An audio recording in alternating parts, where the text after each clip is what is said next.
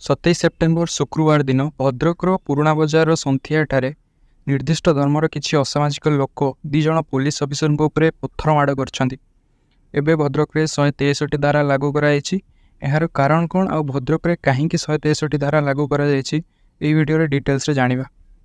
Social media गोटे post यही सब आरंभ होती। से ही पोस्ट को बाहर को अणाଯାऊनी। बाकी पुराणा बजार में अधिकांश मुस्लिम संप्रदाय लोक अच्छा। सोशल मीडिया गोटे पोस्ट उपर विरोध देखई किछि लोक मुख्यतः युवक मैंने रैली बाहर करथिले।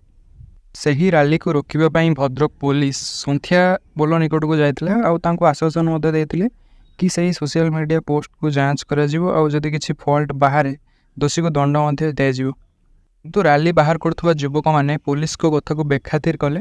कथा सेठी रहिला नहीं, उल्टा सेठारे थिबा पुलिस मान पत्थर माड़ करागला। जड़े एसआई और जड़े कन्स्टेबल ए पूरा आहत होती। प्रथम कथा तो रैली बाहर करने पुलिस परमिशन दरकार।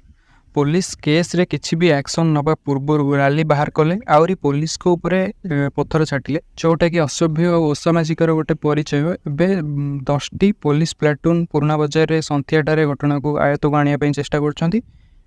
आबे भद्रक 163 धारा लगे। धारा 163 अनुसार गोटे स्थान में 5 जन रु अधिक लोक संगठित हो पारे ना। भद्रक इंटरनेट सेवा कटा जा 600 रु अधिक लोक यही रैली बाहर करते। भद्रक पुराणा बजार और कचेरी बजार उपर रैली बाहर कर। रैलीर कारण था से सोशल मीडिया पोस्ट पर दायी थी व्यक्ति को गिरफ्त कर जाऊ।